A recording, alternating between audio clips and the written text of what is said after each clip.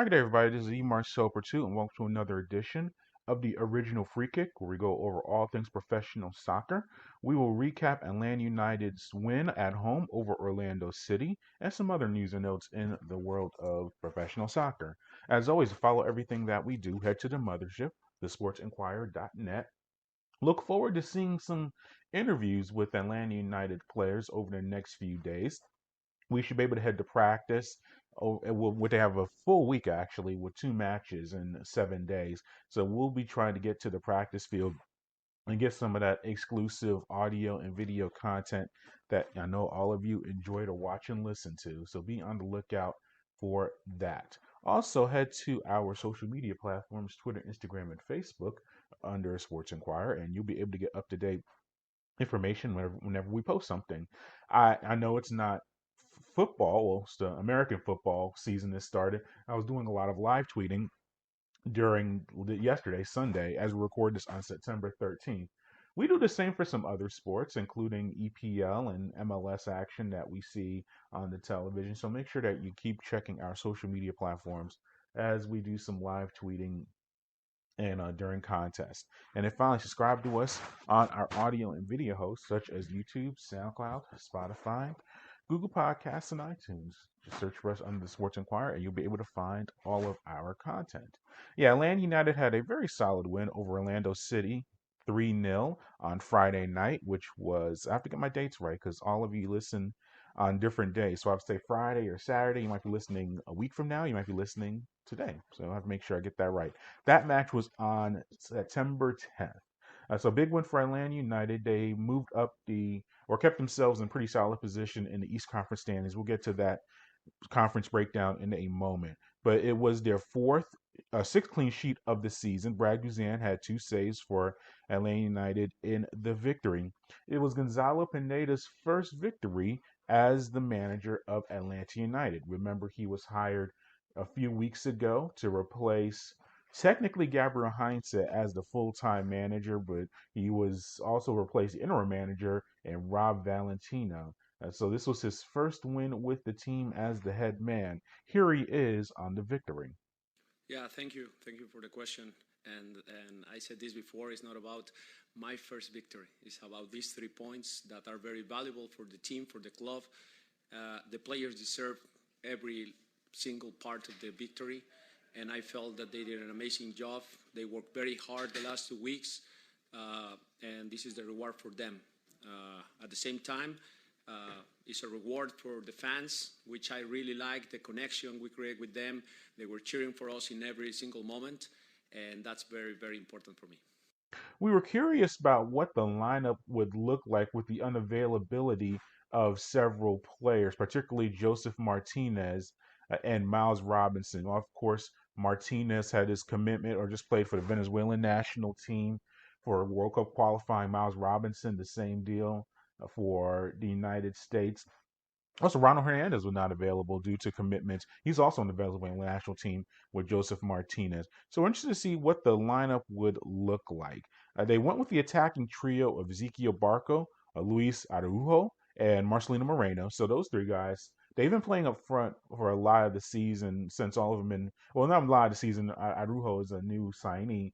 But when they're healthy and available, those have been the main three guys. And he kept that same deal with the lineup. And Araujo had a very nice opportunity in the fourth minute to score in the contest. He was able to dribble the ball uncontested to the right side of the penalty area, unleashed a curling shot in towards net, but it hit the left post and did not go in.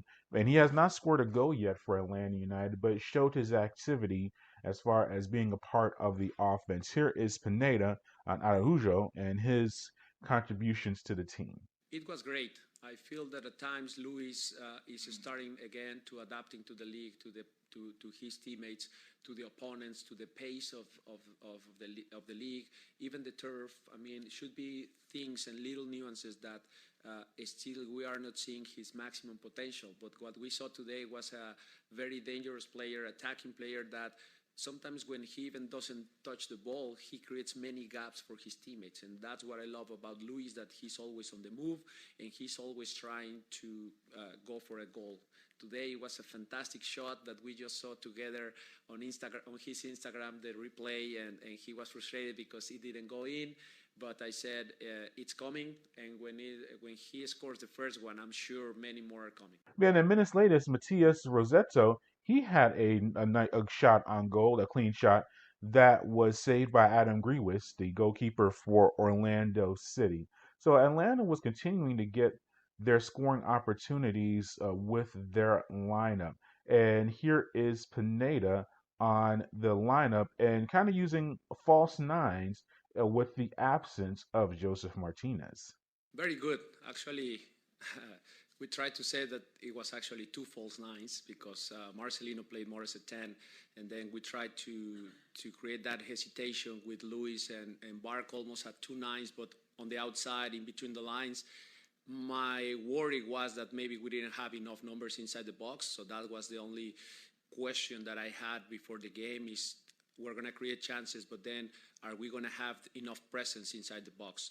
And I felt that at times we missed a little bit of that, but many other times we were combining very well, and the possession was very good. It was the type of possession that I want, which is playing forward, breaking lines, and trying to create chances. So I'm very pleased with the way they apply all the tactics. Yeah, so if you look at the lineup, as I mentioned, you had those three guys up front they didn't have a direct striker that Jose Martinez traditionally is. So you had Arujo and Moreno kind of moving back and forth into that false nine, trying to be that forward player. And then Barco had a big night as well as far as his scoring opportunities. But if you look at the statistics, and I just pulled them up, even without Joseph Martinez, Atlanta outshot Orlando 18-8, shots on target 5-2, even had more corner kicks, the 4-3. So that was they led in possession. They lead possession a lot of contests, but Atlanta had possessed the ball 61% of the time on the contest, and their passing accuracy, which is probably one of the top teams in the league, they possessed it 88% possession as far as passing accuracy. So they continue to lead on those numbers and do really well in that deal. We also had in the contest a first time goal scorer in George Campbell. He was able to score his first career MLS goal, his first one for Atlanta United, in the 25th minute. Orlando conceded a corner kick that was taken by Barco, or actually Moreno passed it to Barco. Barco immediately passed it to Moreno, and it looked like there was a confusion or a miscommunication with the Orlando defense, and Moreno just took advantage of the situation and whipped the corner or whipped the free kick or from the left side towards the middle of the box. Campbell was able to cut towards the middle and put a nice header past the Orlando goalkeeper for his first goal. And we've been seeing with Miles Robinson, him being able to get some goals or trying to score some goals for Atlanta from that center back position. Campbell replacing Miles Robinson, who was unavailable for the contest. He gets a goal from that position. So we're seeing more crosses or more kicks towards the box. And these tall defenders, I mean, I've stood next to George and Miles, and they're tall men, especially for they're big men for defenders. So you have to take advantage of those opportunities, use their size, and they have done that over the past few matches. But here is Campbell on scoring his first MLS goal, his first career goal for Atlanta, and the defensive backline's effort in the shutout. I think we were actually kind of, telling them to wait a little for some guys to get in the box, but once it was taken, I just decided to gamble, and obviously you saw what happened. So yeah, we've been doing a lot of back five defensive organization, and I thought we were all pretty comfortable. We talked a lot across the back line, so I thought it was good communication today, which helped us a lot, and I felt pretty comfortable. Yeah, and here is Pineda on Campbell and him scoring that goal. I can see a center back with tremendous potential. He's a center back that physically is gifted. His aggression when he presses in between the lines was fantastic today. So I was pleased with his performance before he scored the goal. So he did a couple tackles on the ground and he regained a couple important balls in transition that help us to continue the attacking. And I'm very happy with his performance. I think part of what we worked last week was the defensive shape and how we have to get rid of the man marking and all of that. We need to mark zonally, but the moments where we engage a player, we have to do it aggressively. And he did that. And I'm very happy for his first goal. His teammates were very, very happy for his first goal, and that makes me even more happy because he's a team guy and the players love him. And Atlanta was able to double its lead on a set piece in the 38th minute. Notice a lot of these free kicks and set pieces, Atlanta is starting to score a lot more of those now than they did earlier on in the season. Barca was able to deliver a free kick towards the left side of the goal, and it was deflected off of Orlando's Nani and Daryl Dike, and it bounced in for an own goal. Barca wanted to take credit for it, and there was some debate for a few minutes after the goal was scored, but the scorekeeper ultimately made it an own goal. So Barca does not get credit for that goal. He takes care of that later on in the contest. But that gave Atlanta the 2-0 lead heading into halftime. Barco did get his own goal, not non-disputed, later on in the contest in the 72nd minute. There was a long ball pass by Brooks Lennon, who's one of the most accurate passers in all of Major League Soccer. He was able to get the ball into the top of the Orlando backline. Barco brought the ball down inside of the penalty area, made a nice dribble going through three defenders, and was able to put home a shot in the low right corner of the net to make the score 3-0. It was his fifth goal of the season. Here is Pineda, and he spoke, and listen to our previous shows, he has spoken about his biggest goal has been getting players, creating space for players to increase offensive chances. And they achieved that pretty well on Friday night against Orlando. But here he is on converting those offensive chances that are created and scoring more goals. I felt that we created a couple chances. The second half, Bello had a 1v1 there, even Barco won, and also Lennon had almost a 1v1 on the goalkeeper there too. So a couple half chances, I would say, but the goals came out of set pieces, which I'm very proud because the assistants take that as their baby. And I'm very happy for them because they work very hard and they did a great job on set pieces. And after that, the fantastic goal that Barco scored a little bit in transition, dribbling three players and they're scoring a great goal. A reward for Barco because I felt that not just the offensive part, but the defensive part was great. You saw around the 90th minute how he came on the side and went on the ground to block a pass. It was fantastic, and that tells me a lot of where is Barco mentally and physically with the team. So Atlanta has been on a very nice run over the past 2 months. They currently sit 8th in the Eastern Conference, 1 point out of the 7th and final playoff spot held by Montreal. Now, you would say 7th place, that's not very good or 8th place is not very good for Atlanta United, considering their previous times winning the MLS Cup, competing for the Supporters Shield, things like that. But they got off to such a slow and bad start. But since firing Gabriel Heinze or relieving him of his duties, we don't like saying fired, but this is sports. It is what it is. Atlanta is 5-3-2 over those 10 MLS matches. That's an average of 1.7 points per contest, which would be good for third overall in the East. So they've much improved in that category. They now return to action on Wednesday, which is September 15th, when they will host FC Cincinnati. Now, Cincy is coming off of a very big win for their franchise. They won their first home game in their new stadium, TQL Stadium. They were able to beat Toronto 2-0 in their last contest. So they're coming off of a home win, which they haven't had in a very long time. But they still sit in the, let's see, we'll pull up the standings. I should have had them up earlier.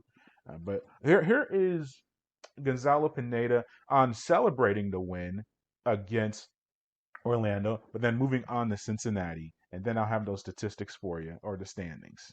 Yes, so part of that is the message. So I just told them that it's a great victory. We certainly celebrate very, very good. But from tomorrow, day off, they have to recovered, and from Sunday we're working on Cincinnati, and we are planning everything, every little aspect, as if we didn't win this game, as if it is life or death against Cincinnati, and that's the mentality I want our players have. Obviously, we will have now Joseph, and we will have Ronald, and we will have Miles, and yes, we lost Sosa because of the yellow card, but I think we're going to be prepared for Cincinnati. Yeah, so as mentioned, the team's moved on. They're trying to get ready and keep things going as far as the positive momentum. Yeah, Cincinnati sits 13th in the MLS Eastern Conference standings at 20 points, so they are 11 points out of a playoff spot. So this is a contest that Atlanta can really get. And then you look at the standings right now. You have to figure New England is at 55 points. We're sticking with the Eastern Conference. New England 55 points. They're running away with the Eastern Conference and putting themselves in very good position to win the Supporters Shield. But then you look at places 4 through 8, which is where Atlanta is, only separated by 4 points. Remember, you get 3 points for a win. So a victory over Cincinnati this upcoming Wednesday on September 15th, Atlanta could find itself all the way up to fifth place in the Eastern Conference standings because Philadelphia is at 32 at fifth. DC United and Montreal are at 31 at sixth and seventh, and Atlanta's at 30 points right at eighth place. NYCFC is at 34 points. They're the fourth place team. So Atlanta, with the victory, can vault all the way up to possibly fifth place and put themselves in a position to be right in the middle of the playoff positions. So this is a very big contest for Atlanta, continuing the positive momentum and getting a win. And that concludes today's edition of the Original Free Kick. You can always go to sportsinquirer.net for continued news and notes in Major League Soccer and professional soccer. In our recap, we'll go over, after a Cincinnati game, we'll go over more EPL action. They actually have a match today. I think Burnley plays Everton. So, yes, I did see Ronaldo scores 2 goals in his return for Manchester United and stuff like that. We'll go over that the next show. But yes, so make sure you go to sportsinquirer.net, go to our social media platforms, Twitter, Instagram, and Facebook. And finally, go to our audio and video content host, such as YouTube, SoundCloud, Spotify, Google Podcasts, and iTunes. Until next time, good fight, good night,